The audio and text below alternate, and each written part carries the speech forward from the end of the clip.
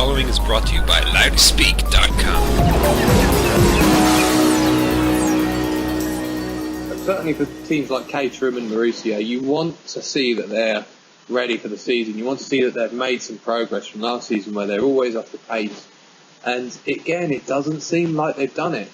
But it's really frustrating. I would like to see these teams, in the midfield. Do you think that will happen at all this year? I mean, I made the mistake, I think, in one podcast last year saying that next race we're going to see Caterham in the points. That hasn't happened. But I do believe that kind of the race after it was kind of like they did bring brilliant upgrades, but I think the cars, or they crashed or something. So, but essentially, they didn't go where I expected them to go last year. And I think if I was them, I'd write the season off completely and utterly.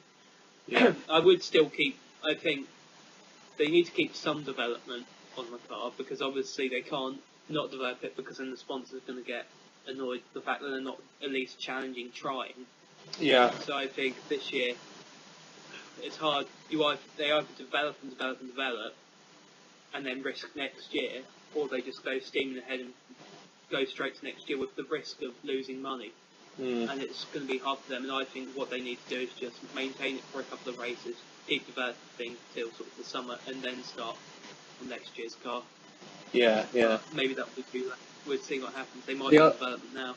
The other thing for them is they don't want to fall foul of the 107% rule. You'd still have to qualify. That's the trouble.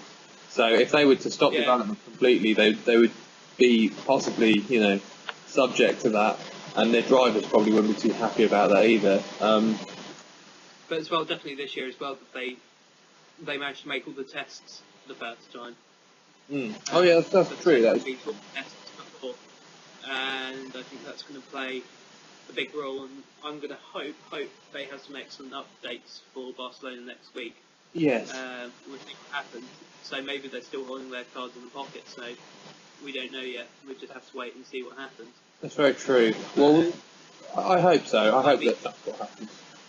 The other real point that we really need to sort of maybe even round up with now is the tyres this year. And I don't think anyone's kind of expected what... I mean, we wanted more aggressive tyres, but I don't think people really expected to happen what has happened. And we're looking at cars that are only managing to maintain their top speed for one lap before they start degrading. Training. And I think we're going to have a lot of interesting races. And there was even Perez suggesting at one point they were going to be having 7 to 10 pit stops in the race, which is crazy. I mean, we're not going to get that high. That's incredible. But I still think we're going to be looking at maybe 4 or 5 pit stops at Melbourne. But Yeah. Well, the Pirelli have done a good job so far, I think, in the way that they've kept it aggressive for the first couple of seasons. But they haven't overdone it. They haven't overcooked it where you're just thinking, you can't keep these tyres going for more than 2 or 3 laps and it becomes a pit stop race. If it is getting to 7 to 10 stops a race, then you would say, okay, you might have gone a bit far here. But I can certainly think, 4 to 5 stops a race, compounds that go off at different times and things like that. Drivers can look after their tyres a bit better than others. All that adds up to really interesting racing, and I hope that Pirelli have hit the balance just right again. By the sounds of it, they're struggling to get used to it, the drivers, but I'm sure over time they learn the ways to look after them a bit better and still go fast. And that seems to have happened, over the last couple of seasons as well. So again, we just have to wait and see. But I'm glad Pirelli are still trying to push the boat out. But I'm sure there will come a time when they overdo it. We'll just have to see. But I don't know what you think about that. I think they could be a bit less aggressive, but more aggressive than last year, but a bit aggressive than they appeared to be. But I mean, by the looks of it, they're working in Button's favour. I mean, the tyres can be going to work well for the McLarens. I think that's what we're going to look at. And there were kind of first suggestions in Jerez, or Jerez, or Jerez. I say Jerez, but everyone says it in Spanish by Jerez, I don't know. It is. Whatever. So essentially, we're going, what am I talking about? This always happens. We're talking about, McLaren. No, Mercedes. That's it. Hamilton. I knew I had another thing to say about Hamilton. Right, Hamilton. Everyone's worried at Jerez that kind of Mercedes looks like the tyres are really, really degrading fast. But obviously we knew at that point that Jerez the tyres were being destroyed because of the surface, and we expected them not to be as bad at Barcelona. but they've still been degrading quite a lot. Yeah. Hamilton managed it in, I believe it was the one that, when he set his fastest lap, that stint, he maintained really good seconds. He didn't drop off too much, and he started out on lap 24, and he drove back in at lap 41. And pretty much through that whole time, his fastest lap on lap 25, so essentially his first time lap, was a 1:23.282, which was the fastest lap of the day. So he must have had at least 20 laps of fuel in? No, 15 laps of fuel in. Yeah. You know, that's quite a fast car.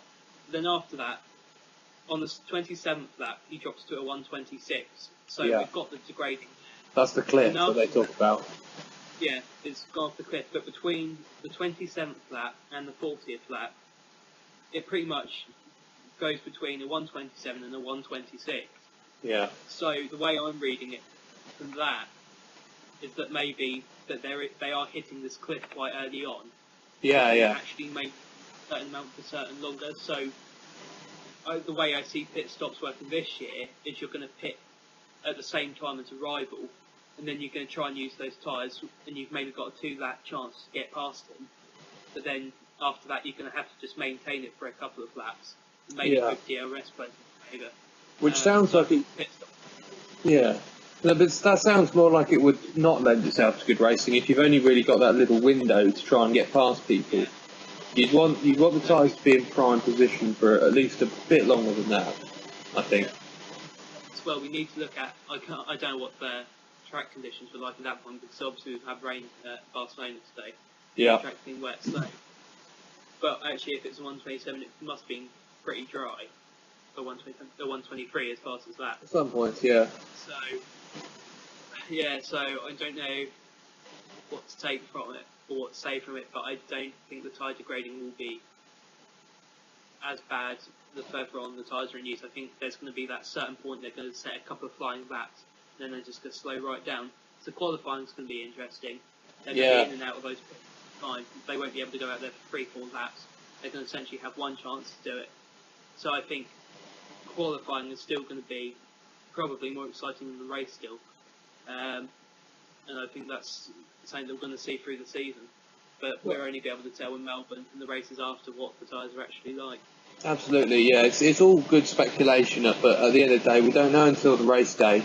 I think you're right, though. I think there's going to be a lot of emphasis on qualifying this season, especially if it's more difficult to get past someone. But I suppose that's what DRS and curve is for.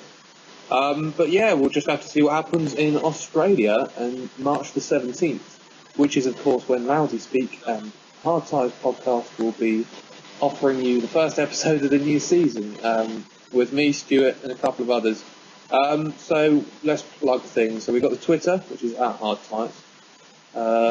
Facebook, facebook.com/HardTyres. Only has 2 likes so far, so only has 2 likes. Appreciate it next only has 2 likes, which is me and him. That would be great.